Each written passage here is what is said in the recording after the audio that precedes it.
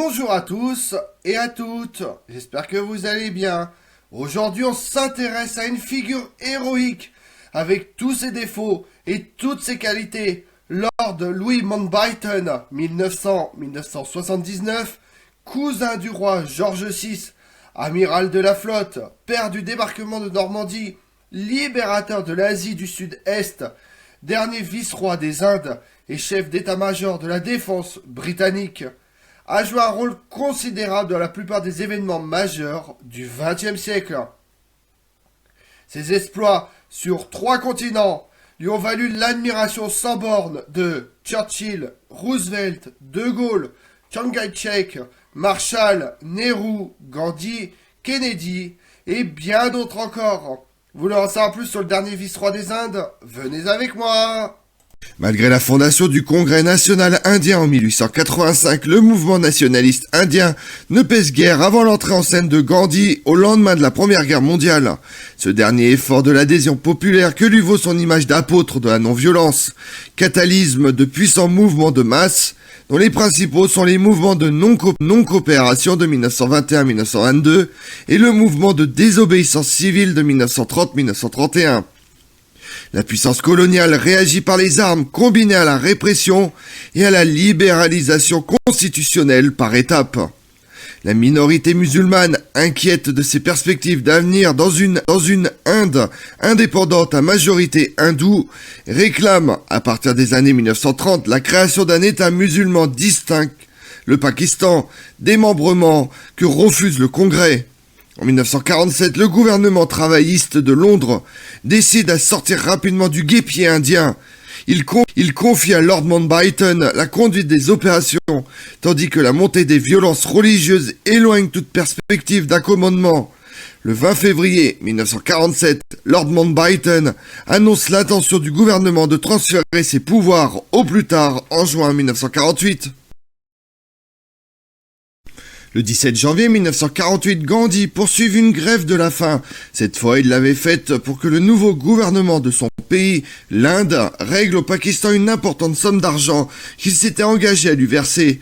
L'argent est enfin payé, mais Gandhi continue sa grève car il attend d'autres preuves de bonne volonté du gouvernement indien à l'égard des musulmans résidant en Inde. Le même jour, il reçoit la visite de Lord Mountbatten et de son épouse Edwina.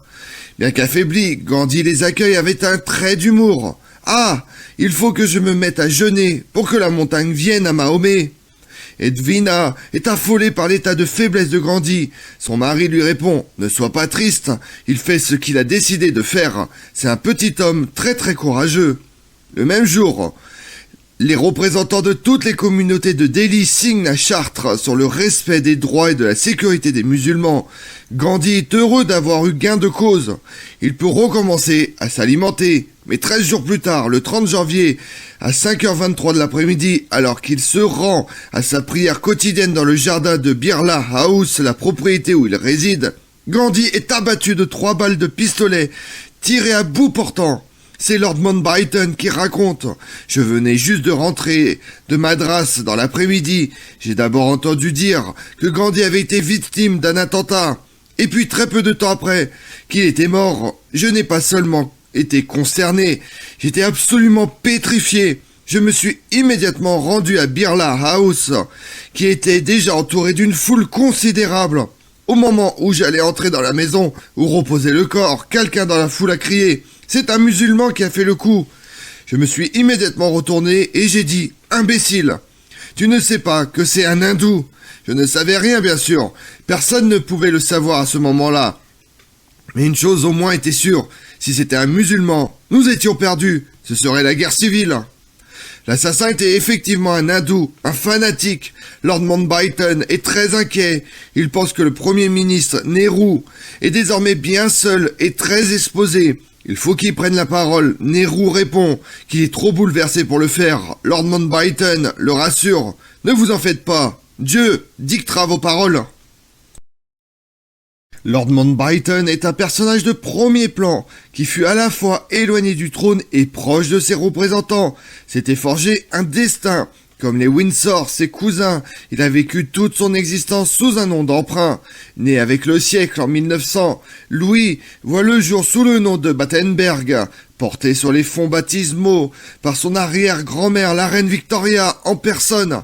L'enfant porte ce patronyme germanique comme un fardeau. Durant la Première Guerre mondiale, alors qu'un sentiment anti-allemand s'empare du pays, le jeune homme, alors cadet de la marine, se fait traiter de sale boche. Pire, à l'automne 1914, son père, l'amiral Louis de Battenberg, est contraint de démissionner de son poste de premier lord de la mer, commandant en chef de la Royal Navy en raison de ses origines allemandes. Le roi lui-même n'est pas épargné. Le 17 juillet 1917, bien décidé de se débarrasser de toute référence allemande, George V, cousin germain du Kaiser Guillaume II, renonce à son nom très germanique de Saxe-Cobourg-Gotha au profit du très anglais Windsor. Les Battenberg font de même, se rebaptisant Mountbatten, pour restaurer l'honneur perdu de sa famille. Le Benjamin de la famille couvrira de gloire le nouveau patronyme. En 1955, il atteindra le rêve de sa vie, devenir premier lord de la mer, le commandant général de la Royal Navy. 40 ans après son père, il deviendra chef d'état-major de la défense nationale jusqu'à l'heure de la retraite, en juillet 1965. Qui était donc cet illustre cousin, Lord Louis Mountbatten? C'était d'abord un physique avantageux, grand, allé, athlétique, aussi à l'aise sur la terre que sur les terrains de polo qu'à Buckingham. Son mariage en 1922 avec Edwina Ashley, la plus belle femme d'Angleterre et la plus riche, en avait fait la coqueluche des médias, jusque de l'autre côté de l'Atlantique. Invité par les grandes stars d'Hollywood comme Mary Pickford ou Douglas Fairbanks, les Mountbatten eurent même les honneurs d'un court-métrage signé Charlie Chaplin. On rapporte que le trait d'esprit favori de Mountbatten était « Edwina et moi avons passé le plus clair de notre vie conjugale dans le lit des autres ». À 70 ans, cet amiral 5 étoiles fera encore rêver les dames. Nombre d'admiratrices se verront régulièrement claquer la porte au nez par les majordomes. Chargé pendant la Seconde Guerre mondiale d'effectuer des raids sur les côtes européennes, ce passionné de gadgets et de technologie avait su s'entourer d'une foule d'ingénieurs et de professeurs chargés de lui fournir le matériel dernier cri. Un exemple, le Habakkuk, un morceau de banquise renforcé par du bois qui devait permettre aux avions britanniques de se poser durant la bataille de l'Atlantique. Face à un état-major américain dubitatif, Lord Mountbatten présente en août 1943 son projet qui restera lettre morte. L'oncle Dicky, comme l'appelait affectueusement la reine Elisabeth II, avait l'étoffe des héros et incarnait la bravoure britannique. L'un de ses faits d'armes les plus marquants, le 23 mai 1941, alors que son destroyer était en train de sombrer sous le pilonnage des Tsuka allemands, le capitaine Mountbatten parvient à s'extraire de l'épave, échappant de justesse à la lame des hélices et tracte un rescapé sur son dos. Selon la légende, il entame à la nage un va-et-vient incessant pour secourir les blessés. Sous les piquets des avions ennemis, il entonna devant ses hommes médusés le tube de jazz de l'année. Ce jour-là, l'officier fut sauvé in extremis par un autre navire anglais. Mais il ne se tient pas pour quitte. Il exige ensuite de secourir chacun des naufragés sous une pluie de bombes.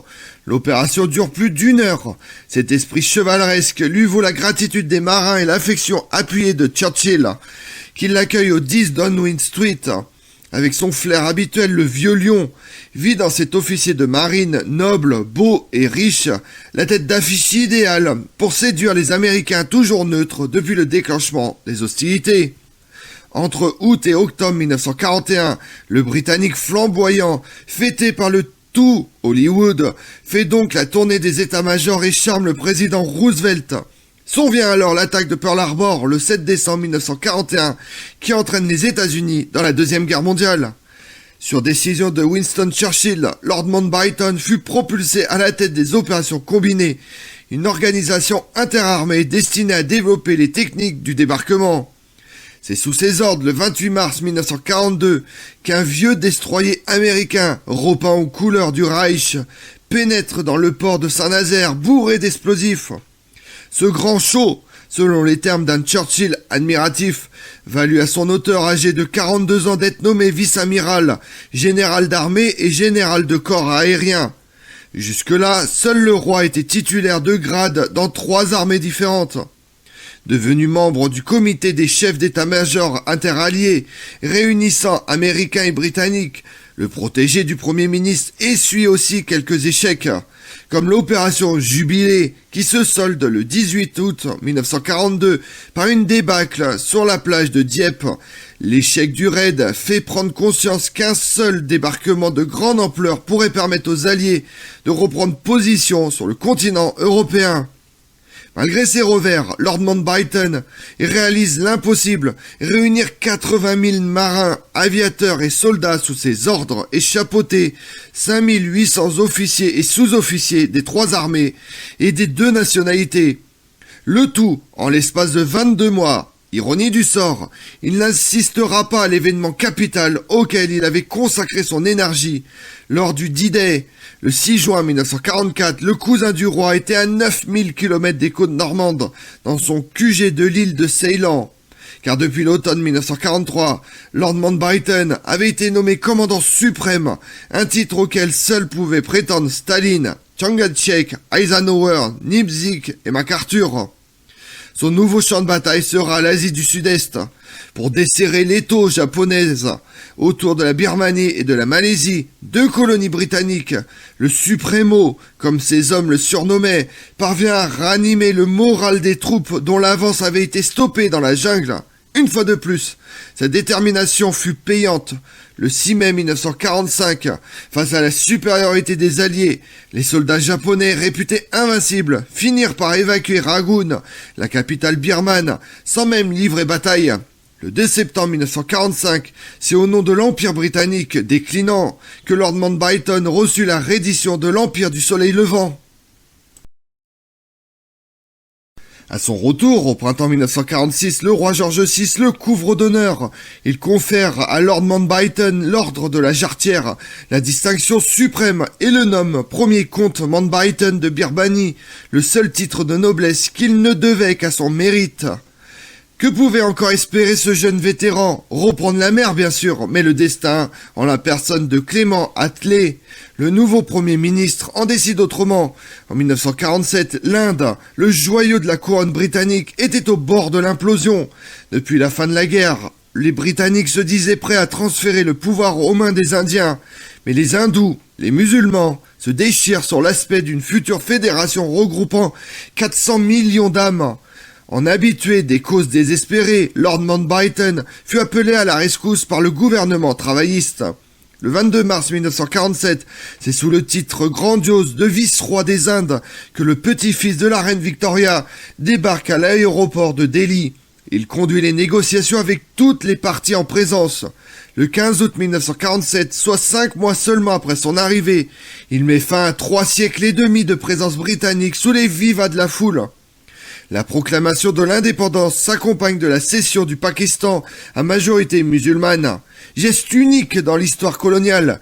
L'Union indienne à majorité hindoue demande à Mountbatten de devenir son premier gouverneur général, ce dont l'intéressé s'acquitte avec grâce jusqu'à son départ de Delhi le 20 juin 1948. Lord Mountbatten avait-il confondu vitesse et précipitation ? Dans le sous-continent indien, le contre-coup de la partition fut catastrophique. Elle provoque les déplacements de 10 à 15 millions de personnes, fait 300 000 à 500 000 morts. Des centaines de milliers de viols eurent lieu. En revanche, du point de vue des travaillistes britanniques, cette décolonisation à haut risque fut une réussite totale. Aucune goutte de sang anglais n'avait été versée. Les nouvelles dominions avaient accepté d'entrer dans le Commonwealth. Pourtant, le parti conservateur, Churchill en tête, ne pardonnera jamais à l'ancien vice-roi d'avoir bradé le joyau de la couronne. On retrouve peut-être ici l'un des aspects les plus intéressants du personnage. Son héritage familial, sa carrière de militaire aurait pu faire de Lord Mountbatten un pur représentant du conservatisme. Or, durant la Seconde Guerre mondiale, le cousin du roi, alors commandant suprême pour l'Asie du Sud-Est, n'hésite pas à négocier avec les nationalistes birmans et malais. En Inde, au temps où il fut le vice-roi, ses relations avec Nehru étaient on ne peut plus étroites, devenu son ami, était également l'amant de la vice-reine Edwina Mountbatten.